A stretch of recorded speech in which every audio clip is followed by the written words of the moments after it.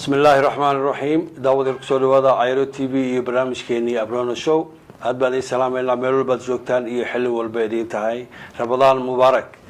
سعود في أبرون الكسور بسم الله الرحمن الرحيم السلام عليكم ورحمة الله وبركاته ورياد بعض ما صنتهاي معلمي ودن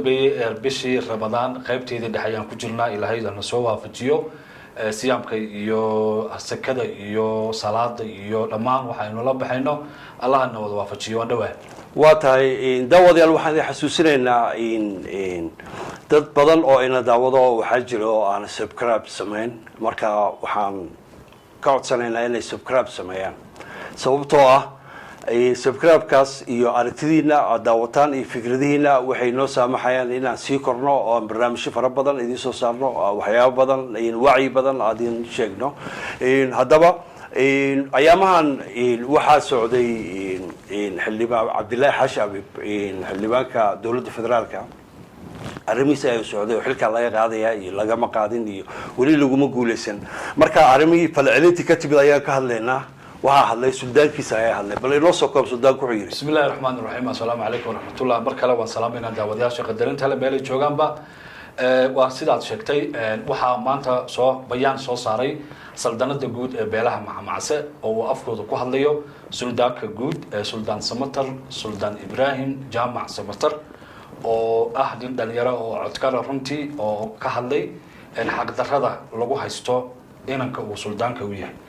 suldaanka bayaankiisa oo si fiican loo soo qurxiyay ayaan soo koobi doonaa waxa uu dhignaa sida tan waxa uu yiri aniga oo ah suldaanka guud ee beelaha maxamacse oo ku dhaqan guud ahaan geeyiga Soomaaliyeed iyo dunida daafaheeda waxa aan bayaankan si cad aan leexleexad leen ugu tilmaamayaa mowqifkayga ku aadan ilaalinta xuquuqda iyo xasanada xildhibaan Cabdulaahi Xaashi Abiib oo kamid ah mudanayaasha golaha shacabka Soomaaliyeed wala sii waday wuxuu yiri suldaanku bayaankiisa wuxuu ku yiri xildhibaan Cabdulaahi Xaashi Abiib waa mudane laga soo doortay gobolka Awdal iyo degmada Gabiley waxa uu matalaa qowmiyad ballaaran oo qayb ka ah hanaanka 4.5ka ama 4.5 ee uu ku salaysan awood qaybsiga federaalka Soomaaliya waa mudane haysta kalsoonida shacabka tan dhaqanka siyaasiyiinta iyo bulshadeynta uu matalo sida awadeed suldaan Samatar ahaan anigoo ah iyo beelaha aan suldaanka u ahay waxa aan cadeynaynaa inaan kalsooni buuxdo iyo garab istaag u hayno xildhibaan Cabdulaahi Xaashi Abiib wala sii waday bayaanka xildhibaan Abiib waxa uu muujiyay dadaalka kalsooni iyo ku dhac aan gabasho lahayn oo uu ku iftiimiyay gaboodfalada guraacan ee lagu la kacay hantida qaranka iyo mas'uuliyadda shacabka loo hayay xildhibaan Abiib waxa uu waajibkiisa u gutay sida ay ku laran tahay xilkaasnimo dadaal iyo daacadnimo ee uu eebo ka marqaati yahay oo aan u habranayn mas'uul loo igmaday ku takrifal mas'uuliyiintii la igmaday inay ku takrifaleen madaxda iyo awoodii ay dawladda iyo shacabka u hayeen gunaanadkii waxa lagu yiri xildhibaan Cabdulaahi Xaashi Abiib waxa uu igman yahay siina wadi doonaa xilka uu bulshadiisa u hayo xasaanada iyo xushmada uu huwan yahayna waa mid uu xuquuqda iyo xildhibaannimada uu u huwan yahay ummadda uu runtii uu matalo waxa lagu yiri warqad lagu soo saaray qaab golo ka fuul ah oo mudane baarlamaan oo la mansab ah xildhibaanka in mas'uuliyad looga xayuubiyo waa mid aanan la aqbalaynin ilaalinta sharciga iyo dastuurka la dhigtay ayaa ummadda isku haya mana jirto cid ka sareysa sharciga loo sameeyay sida awadeed difaacidda xilka xasaanada xildhibaan Cabdulaahi Xaashi Abiib waa mid waajib ah oo aan gorgortan lahayn waxa aan baaqan ku soo gunaanadaya ayuu yiri suldaanka in isku day kasto oo lagu doonayo in lagu aamusiyo mowqifkiisa ama lagu weeraro xasaanadiisa sharci damaanad qaadaya aanay ahayn oo arrintan ama aysan jirin xildhibaan Cabdulaahi Xaashi Abiib waxa uu sii matali doonaa ama uu yahay mudane matala bulshadiisa waxa lagu soo gunaanaday suldaan Samatar suldaan Ibrahim Jaamac Samatar oo ah suldaanka guud ee beelaha maxamacse bayaanku sidaas u dhignaa waa tahay xafiisyadooda biyo ugu soo galeen marka aadan madoobe iyo qolada barnaamijka dabada ka riixaysa aad uu mahadsan yahay suldaanka waana salaamayna suldaanka waa tahay ayaamahan waxaa is soo taraya warar ku saabsan isla xildhibaanka kale Abiib maxamed Abiib xildhibaanka maamulka Somaliland ayaa xanuunkiisa laga deerinaya mana hubno xaaladiisa meesha ku sugan tahay bal arinta ka waran aad baad u mahadsan tahay waxaa jira hadal hayn aad u badan oo geeyiga Soomaaliyeed ka socota oo lagu soo larayo ama lagu halqabsanayo labada abiib maxamed abiib oo somaliland ka ah xildhibaan iyo cabdullaahi xashi abiib oo dowladda federaalka marka dadkii soomaaliyeed waxay isweydiinayaan maxamed abiib oo la garanayo inuu mar dhexdaasa uu dee uu or badan kiciyey haddana uu abiib uu ka kacay muqdisho doodaha ka socda marka doodahaasina waa kuwa runtii si dhinac togan iyo dhinac tabanba bulshada soomaaliyeed ay u qaada dhigayaan haddaan usoo leexdo xildhibaan maxamed abiib mar hore waxaanu naadinay xildhibaanka halkuu ku dambeeyey ma hubno 100% laakiin waxaa hubaal ah xildhibaankii inuu golayaashii uu ka baani jiray uu ka faani jiray oo uu ka doodi jiray inuu ka maqan yahay oo uga maqan yahay arrin caafimaad soomaad garan xildhibaan maxamed abiib sida hadda wararka intooda badan ay sheegayaan dad loo qaateenana ay noo sheegeen waxaa lagu dabiibayaa dhakhtar military oo ku yaala dalka Djibouti sababta loo dabiibayo ilaa iminka lama cadayn laakiin mala awaal iyo mala jira malahaasina waa kuwa social media iyo meel walba haysta laba arrimood baa markaa ayaa loo tirinayaa mid waxaa la leeyahay waa arrin sun raashin ama sharaab loogu daray ama waxaa leeyahay waa xanuun kale oo kusoo booda oona la filaynin oo asaga laftiisa ka iman kara wax la abuuray dadka horta labadaasi leeyihiin inagu waxaan rabnaa inaanu ifino xildhibaan maxamed abiib waxaa lagu yaqaanay golayaasha inuu yimaado waxaa lagu yaqaanay marka ay wax isbedelayaan tan iyo maalintii uu cirra yimid ama nidaamkii muuse iyo cirro kala wareegeen way sii yaraanaysay golayaashii uu imanayay waxyaabo badan oo uu ka hadli jiray oo haddii noqoto Soomaaliya haddii noqoto maamulka la baxay Somaliland haddii noqoto gobolka Awdal ayaa jiray saaxiibo badan oo ka soo muuqan jiray xataa waa la laayahay marka maxamed abiib runtii horeyna waxaan u sheegnay hadduu caafimaad qabanayo inuu soo hadlo haddii uu caafimaad darre jirtana inuu ilaahay caafiyo dad badan oo Soomaaliyeed waxay isweydiinayaan waa nin dhalinyaro maxamed waa nin mustaqbal leh dheerayntii uu dheeraynayay iyo isku dheerayntii maamulka la baxay Somaliland iyo Muuse iyo kaadiriintiisii halkaas laga raacay bay leeyihiin dad badan marka ma Djibouti baa wax looga qooshay ma Hargeysa wax looga qooshay labadaasna wali lama kala cadeen laakiin waxay wax kala cadaan doonaan maalmaha soo socda hadduu alla yiraahdo marka taasi ayaa iyadana meesha ku jirta waxa kale oo aad iyo aad iyadana muhiim u ah ka warhaynta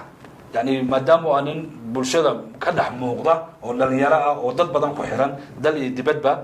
waxaa xataa la leeyahay cid ka hadasha halkii uu joogo waayo dee waalidiintii walaaladii asxaabtii dadkii origa ahaayeen qof ka hadli karay marka waxaa muuqata meesha uu ku jiro inay tahay meel adag oo aad u xiran waa tahay waxaa kaloo dee warbixin soo saari lahaa xafiiska ka tirsanaa ee baarlamaanka Hargeysa inuu warbixin soo saaray xaaladiisa meesha ay marayso waa tahay Djibouti waa ka warheynaa dad badan baa intii madaxa bud looga dhuftay Djibouti la geeyay soo noqon waay gabiba meeshaas khalaas ku noqday qof walba Djibouti tagana dheeldheel kuma soo noqdo marka maxamed abiib waxaan rajaynaynaa caafimaad iyo inuu meeshiisa ku soo noqdo waxa kale madaxa bud looga dhuftay oo hadda asaga laftiisa aanu maqalnay sheekooyin ku saabsan Cali Xamuud maalinta ma wax baa ka jira mise waxa la leeyahay Cali Xamuud laftigiisa caafimaad darro ayuu ku dhacday xagga Djibouti uu tagay kadibna wadamada Yurub ayuu tagay arrinta bal ka waran inta aan Cali Xamuud u gelin runtii waxa horta isweydiin mudan wariye maamulka Somaliland oo leh dhowr iyo 30 guub aan jirnay oo qofkii dhag laga qabto ama cidil laga qabto loo cararayo dibadda waanu imaanayna taa waa arrin la isweydiiyo maxamed abiib waxaa rabaa inaan qodobkiisa ku soo afmeero sida aad sheegtay haddii ay arrintu caadi tahay golihii uu ka tirsanaa oo uu muddo ka maqan yahay ayaa ka hadli lahaa waayo intaa waa la hadlayaa waalidiintii iyo dadkii dee ku xeernaa way hadlayaan wax fal celin ah iyo cid ka hadlaysa iyo halkaas uu joogo iyo badqabkiisa cidna ma jirto marka waxaan aad iyo aad uga shakisanahay arrintaa inay arrin isku xiranay tahay taasi waa qodob waxaad weydiisay Cali Xamuud Jibriil ma hubno laakiin social media waxyaabo la saddex socda jira oo ma ahan aragti ama curin anaga naga soo curatay laakiin waxa social media lagu hadalhayo wadana Cali Xamuud Jibriil laftiisa wuxuu ahaa nin aad u firfircoon oo maalmihii dambe waa anagii barnaamijyo badan ka sameynay waxa uu qayb ka ahaa dadkii jilib xiray Muuse marka meesha laga tuurayay waxa loo adeegsaday siyaasad culus iyo dhaqaale qayb buu ka ahaa dowladda Djibouti wuu la socday waxaan ogeyn in Djibouti aad loogu casuumay marar badan hatta baarlamaanka Djibouti uu casuumay isaga waxa la leeyahay markaa isaga laftiisa waxba soo gaaray oo dadku social media ku jira oo badan waxay leeyihiin magaalada Hargeysa ayaa wax ku soo gaareen dhiigiisa sun laga helay waxbay leeyihiin dabadeedna waa la cararay wadanka Ingiriisku tagay marka maadaama Ingiriiska tagay waro ma hayno de xaaladdu ku sugan yahay laakiin waa wax social media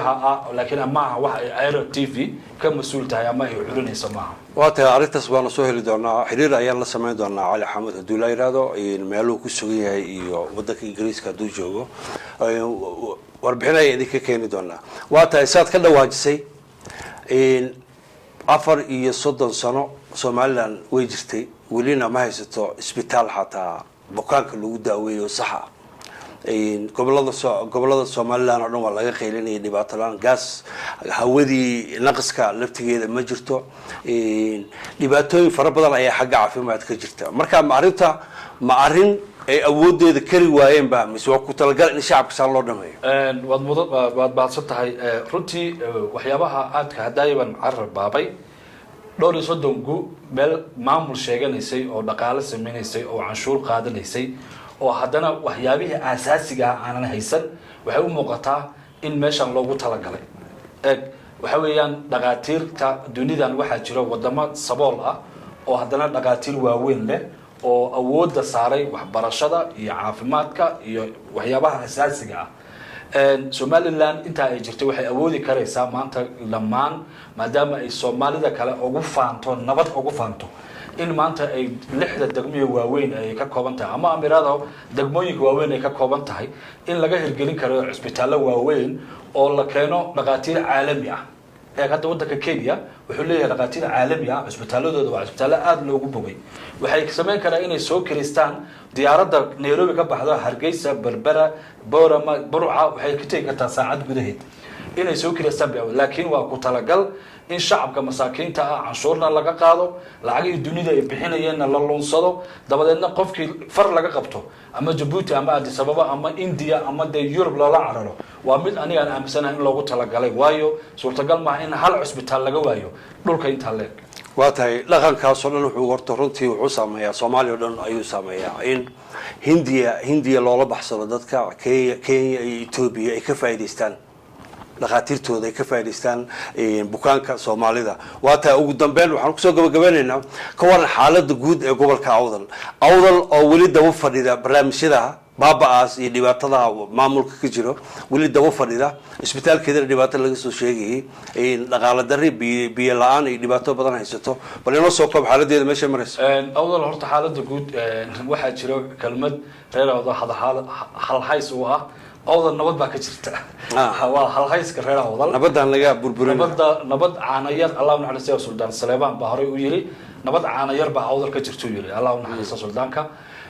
nabadaasi horta nabadu way fiican tahay oo dunidu nabadu meesha nabad ka jirta ayay wax ka socdaan laakiin nabada Awdal waa mid aan damaanad haysan waa mid dad kala ku xiran dadka kale hadii xanaaqsan yihiin hadii Hargeyso maanta reer Hargeysa xanaaqsan yihiin reer Awdal waxa lagu oranayaa in adigu xanaaqdaan marka nabad ma ahan sal